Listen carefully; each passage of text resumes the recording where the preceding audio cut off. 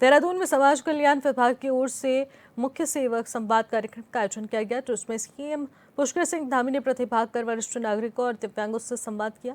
इस मौके पर वरिष्ठ नागरिकों और दिव्यांगों ने सीएम को अपनी समस्याएं बताई। वहीं कार्यक्रम में सीएम के साथ कैबिनेट मंत्री गणेश जोशी, विधायक खजान दास समेत तमाम वरिष्ठ पदाधिकारी मौजूद रहे।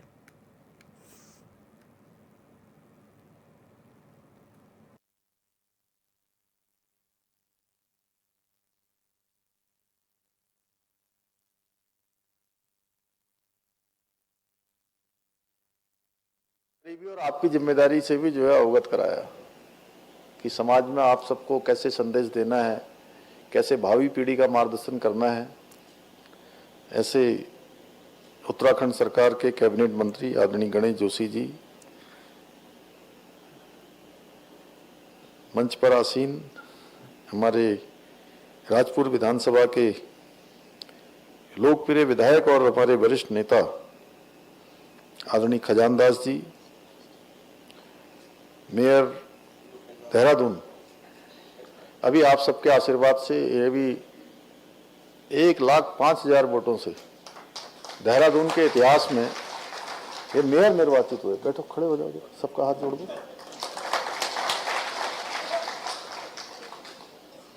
सौरभ थपलियाल जी, हमारे वरिष्ठ कल्याण नागरिक परिषद के उपाध्यक्ष आदरणीय शांति मेहरा जी, आदरणीय नवीन वर्मा जी, हमारी कैंट विधानसभा की लोकप्रिय विधायक, और जो हमारे सभी कार्यक्रमों में बहुत शिद्दत से और हर जगह पर भी अपनी उपस्थिति उनकी रहती है। सीनियर सिटीजन सीनियर सिटीजन, और सच में जब मैं आपसे मिलता हूं तो एक शांति और एक चेहरे पर जिस प्रकार का उनका सरलता रहती है, सच में मुझे बहुत प्रेरणा मिलती है उनसे। और आदरणीय सविता कपूर जी, हमारे इस विभाग के सचिव और जिन्होंने बहुत तेजी से विभाग को आगे बढ़ाने का काम किया है, श्रीधर बाबू अदांकी जी, हमारी नगर पालिका परिषद मसूरी की अध्यक्ष श्रीमती मीरा सकलानी जी, हमारे पंत जी, पांडे जी, दिलीप दा, हमारे सभी आए हुए सभी समाज कल्याण विभाग के हमारे अधिकारीगण, टोलिया जी, सत्तू जी, अपने प्रकाश जी समेत सभी यहाँ पर उपस्थित सभी आए हुए, दूर दूर से उत्तराखंड के कोने कोने से पधारे हमारे सभी दिव्यांगजन, सभी हमारे वरिष्ठ नागरिक, कार्यक्रम में उपस्थित सभी हमारे मीडिया के साथी, मैं आप सभी का इस कार्यक्रम में मुख्य सेवक सदन में पधारने पर आप सभी का आज मैं यहाँ हृदय से स्वागत करता हूँ, आप सबका अभिनंदन करता हूँ। ये मेरा सौभाग्य है कि आज के इस संवाद कार्यक्रम में मुझे मातृ पितृ तुल्य हमारे सभी वरिष्ठ नागरिकों का, वरिष्ठ जनों का आशीर्वाद प्राप्त हो रहा है। वहीं साथ साथ हमारे दिव्यांग जन भाई बहनों का स्नेह भी इस कार्यक्रम में प्राप्त हुआ। जब गणेश जोशी जी अभी आप सबके बीच में बात कर रहे थे तो आप सब ने जितनी तेज तालियां बजाई, सच में बात तो गणेश जोशी जी कर रहे थे, लेकिन मैं आपकी तालियों से मुझे बहुत प्रोत्साहन मिला, आपके आशीर्वाद से। ये आप सभी का आशीर्वाद और स्नेह ही है कि आज मुझे राज्य के मुख्य सेवक के रूप में काम करने के लिए आपका स्नेह, आपकी ऊर्जा जो आपसे मिलती है, वो निरंतर मुझे काम करने के लिए हमेशा शक्ति देती है, प्रेरणा देती है। मुझे आज प्रसन्नता है कि आज हम जहां एक और दिव्यांगजन विवाह अनुदान योजना एवं राष्ट्रीय पारिवारिक लाभ योजना के सॉफ्टवेयर भी आज हम बना रहे हैं, यहाँ पर उसका भी लोकार्पण करने जा रहे हैं। वहीं वृद्धावस्था, दिव्यांग, विधवा, किसान सहित विभिन्न योजनाओं के अंतर्गत मिलने वाली पेंशन का भी 1 किलो के माध्यम से आज भुगतान कर रहे हैं। भाइयों बहनों, आज के इस कार्यक्रम के संवाद का मुख्य हेतु मेरा यही मंतव्य था कि मैं आपकी समस्याओं को, आपकी आवश्यकताओं को सीधे जानूं, आपकी चुनौतियों को कुछ हल कर पाऊं, कुछ उसमें समाधान निकाल पाऊं और सीधे जान सकूं, जिससे कि आपके समाधान के लिए और ठोस एवं प्रभावी कदम हम यहाँ से उठा सकें।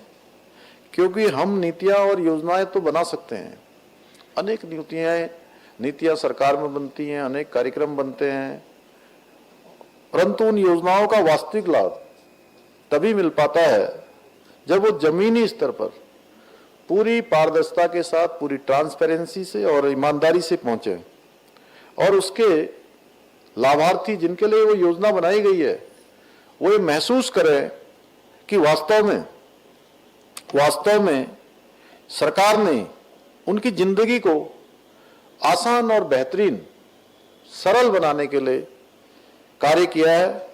मेरा मानना है कि किसी भी योजना की सफलता का आकलन केवल कागजों पर अंकित आंकड़ों से नहीं, बल्कि आपके जीवन की खुशहाली, आपके चेहरों की मुस्कान से होना चाहिए।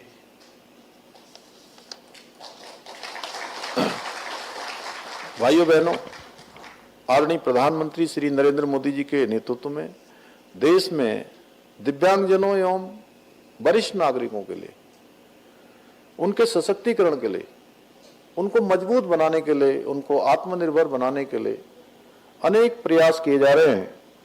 आदरणीय प्रधानमंत्री जी ने ही सबसे पहले विकलांग की जगह दिव्यांगजन शब्द को अपनाकर दिव्यांगजनों में आत्मसंचार करने का महत्वपूर्ण कार्य किया। आज आदरणीय मोदी जी के नेतृत्व में जहां दिव्यांग सशक्तिकरण अधिनियम 2016, सुगम्य भारत अभियान, ADIP योजना, दीनदयाल दिव्यांगजन पुनर्वास योजना, दिव्यांगजन स्वावलंबन योजना तथा दिव्यांगजन छात्रवृत्ति एवं पेंशन योजना जैसी अनेक योजनाओं के माध्यम से दिव्यांगजनों के कल्याण के लिए ठोस प्रयास किए जा रहे हैं। और आदरणीय प्रधानमंत्री जी की प्रेरणा से प्रदेश सरकार भी दिव्यांगजनों और वरिष्ठ नागरिकों के कल्याण के लिए निरंतर प्रयास कर रही है। हमारी सरकार द्वारा प्रदेश में 96,000 से अधिक दिव्यांगजनों को विभिन्न योजनाओं के अंतर्गत नियमित पेंशन प्रदान की जा रही है। जहां एक और वर्ष 18 से अधिक आयु के 86,000 से अधिक दिव्यांगजनों को 1,500 रुपए की पेंशन हम प्रदान कर रहे हैं। वहीं 18 वर्ष से कम आयु के 8,000 से अधिक दिव्यांग बच्चों के भरण पोषण एवं देखभाल के लिए प्रतिमाह 700 रुपए की आर्थिक सहायता भी प्रदान कर रहे हैं। इसके साथ ही ग्रामीण क्षेत्रों में कृषि कार्य के दौरान दिव्यांग हुए लोगों को तीलू रोतोली पेंशन योजना के अंतर्गत प्रतिमाह 1,200 रुपए की आर्थिक सहायता प्रदान करने के साथ ही 4 फुट से कम ऊंचाई वाले व्यक्तियों को बौना पेंशन योजना के माध्यम से प्रतिमाह 1,200 रुपए की पेंशन भी प्रदान कर रहे हैं।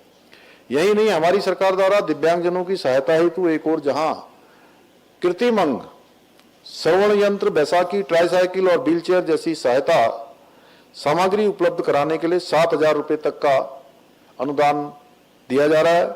वहीं दिव्यांग छात्रों के लिए विशेष शिक्षा संस्थानों का आधुनिकीकरण भी कर रहे हैं, जहां उनके लिए ब्रेल पुस्तकों, डिजिटल लर्निंग टूल्स तथा प्रशिक्षित शिक्षकों की उपलब्धता भी सुनिश्चित करने का प्रयास किया जा रहा है।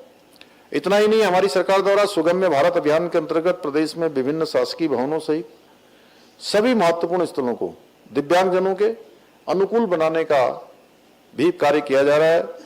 साथ ही उन्हें परिवहन निगम की बसों में निःशुल्क और रियायती दरों पर यात्रा सुविधा भी उपलब्ध कराई जा रही है। यही नहीं, हम दिव्यांग विवाह प्रोत्साहन योजना के अंतर्गत दिव्यांग व्यक्ति से विवाह करने पर अभी तक 25,000 रुपये और आज आप सब लोगों की जो आप लोगों ने मेरे समक्ष बात रखी है उसको हम 50,000 रुपये भी करने जा रहे हैं। मुझे प्रसन्नता है कि आज इस योजना से जुड़े एक सॉफ्टवेयर का भी लोकार्पण किया जाएगा, जिससे इस योजना का लाभ पारदर्शिता और सरलता के साथ जो हमारे पात्र लाभार्थी हैं उनको मिल सकेगा।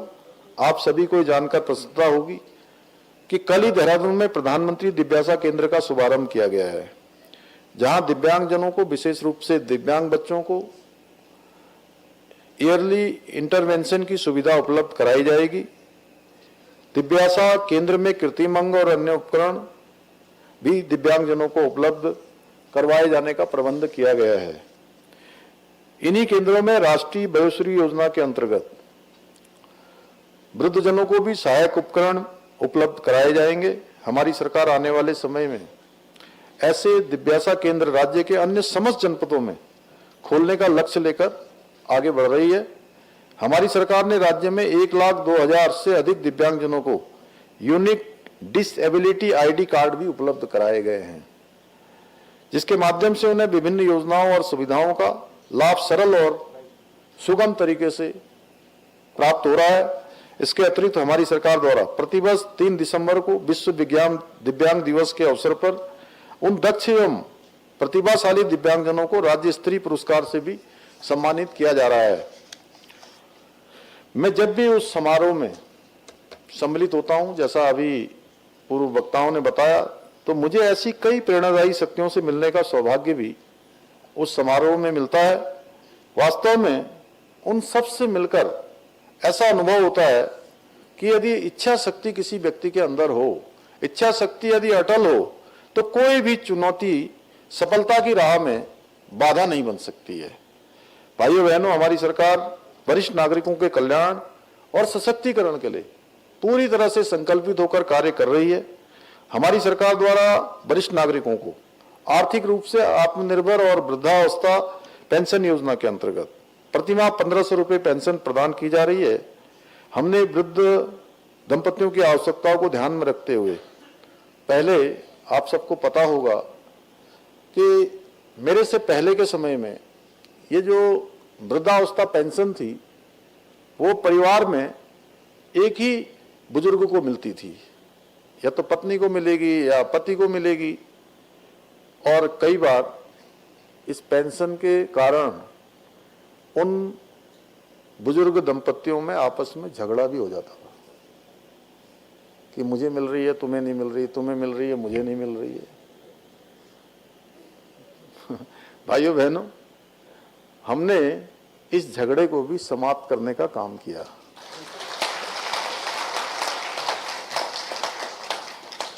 और दोनों ही दंपतियों के लिए इस पेंशन का प्रावधान किया। आज इस योजना के अंतर्गत राज्य के लगभग 6 लाख वृद्धजनों को डीबीटी के माध्यम से पेंशन की सीधे राशि उनके बैंक खातों में ट्रांसफर की जा रही है। इसके साथ ही हमारी सरकार द्वारा राज्य के सभी जनपदों में वृद्धाश्रमों की व्यवस्था को लगातार सुदृढ़ किया जा रहा है। अभी हमारे चमोली, बागेश्वर, उत्तरकाशी में जनपद में ये आश्रम हमारे संचालित हो रहे हैं। उधम सिंह नगर में वृद्धाश्रम, मॉडल वृद्धाश्रम भारत सरकार के सहयोग से बनाया जा रहा है। देहरादून में रायवाला में ये आश्रम बनकर, भवन बनकर तैयार हो गया है। अन्य जनपदों में भी ये प्रक्रिया हमारी गतिमान है और हमारा ये प्रयास रहेगा। आज मैं आप सबके समक्ष यह भी कहना चाहता हूं कि प्रत्येक जनपद में हम वृद्धाश्रम बनाएंगे और केवल